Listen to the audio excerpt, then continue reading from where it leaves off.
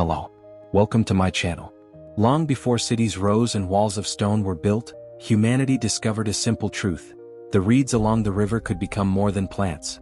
They could become shelter. In this story we journey back to the dawn of invention, where children watched their elders weave the first simple huts, witnessing not just the birth of homes, but the birth of human civilization itself. The sun rose slowly over the wide, glimmering river, its light spilling like liquid gold across the waters. Mist clung to the banks, veiling the reeds in soft white breath as though the land itself exhaled. Birds stirred in the thickets, calling to one another with sharp, bright voices, and the air smelled of damp earth and growing things. Along the curve of the riverbank, a group of people began to gather. The elders came first, their weathered faces lined with years of wind and sun, their hands strong from countless seasons of work. Behind them trailed the younger ones, children with curious eyes who darted forward and fell back, whispering and pointing at the bundles of reeds the elders carried. The children did not yet know what would become of these reeds. They only saw long, pale stalks bound with vines, glistening with dew. But they sensed something important was happening, something worth watching with all their attention. The elders moved slowly, choosing a flat patch of land not far from the water's edge. It was a place where the ground rose slightly above the river, safe from flooding but still close to fresh drinking water. Here they laid down the bundles, and the sound of reeds striking one another, hollow, rattling, almost musical, filled the air. The children gathered in a loose circle, some crouching, others standing on tiptoe trying to see. They had spent many nights curled beneath the open sky or under the partial cover of trees, relying on fires to keep away the cold and wild creatures. They knew the hardship of sleeping in the rain, of waking soaked and shivering, of enduring the bite of insects and the weight of storms. Now they sensed their elders were about to change that. The eldest of them all, a woman with hair like pale ash and eyes that reflected the calm surface of the river, knelt first. She ran her fingers through the reeds, separating them by thickness and length. With a nod, she beckoned the others to join her. Two men bent to her side, their arms steady and sure, and together they began to set reeds upright, pressing them deep into the soil in a rough circle. The children gasped and murmured. It was as though the ground itself sprouted new growth at their command. The process was not hurried. Each reed was tested, pressed, adjusted. The elders worked as though they had done this before in dreams, their gestures confident though the structure was still new. The children shuffled closer. One boy leaned forward, his dark hair falling into his eyes, and whispered, "They are making a fence." But a girl beside him shook her head, eyes wide with imagination. "No," she countered softly, "they are making a nest like the birds." The elders heard the whispers but did not pause.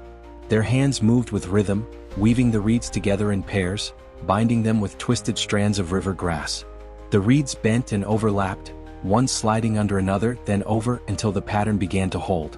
Soon, the circle was no longer a scatter of upright stalks but a wall rising slowly from the earth. Sunlight filtered through the gaps, casting long striped shadows across the ground. As the wall grew higher, the children's chatter subsided into awe. They edged nearer still, daring to reach out when the elders stepped back for more reeds. The reeds felt cool beneath their small fingers, smooth on one side, rough on the other.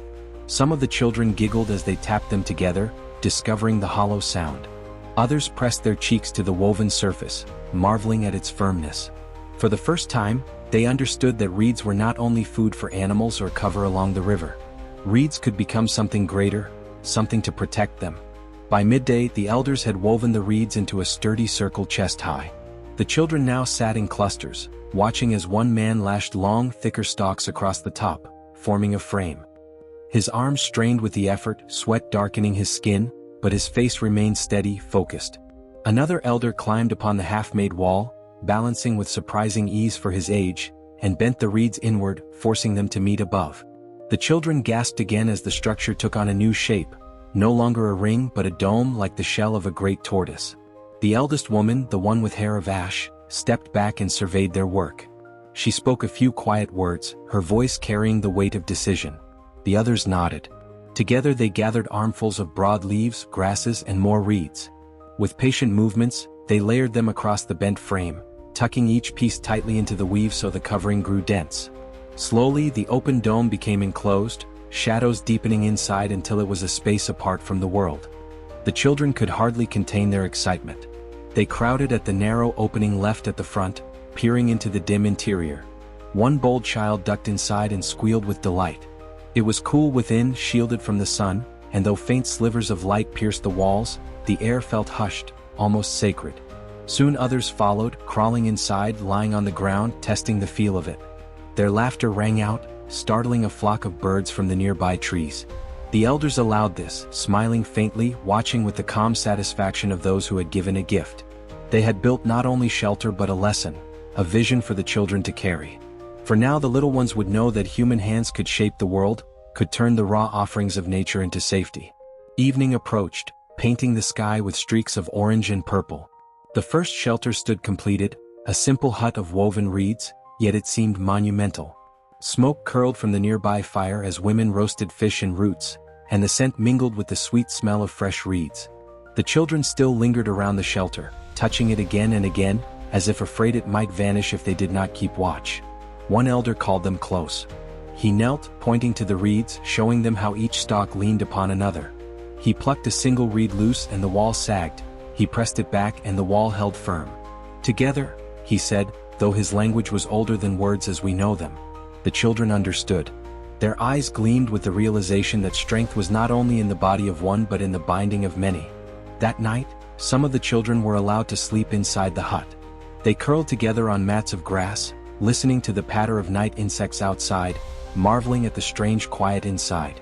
Rain came softly before dawn, a gentle shower that darkened the earth. For the first time the children did not wake wet and shivering. They woke dry, warm, and safe within the reed walls.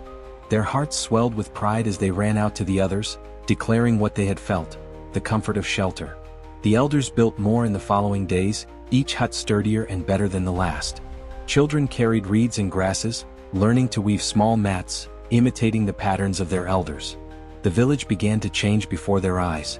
Where once only fire pits and sleeping hollows marked their camp, now rose clusters of rounded huts, their walls whispering in the breeze. The children no longer only watched, they became part of the work. Under guiding hands they learned to knot vines, to bend reeds without breaking them, to weave tightly so the rain could not seep through. Their laughter and chatter filled the air as they practiced, making mistakes, trying again. The elders corrected them gently, knowing that the skill must pass forward if their people were to thrive.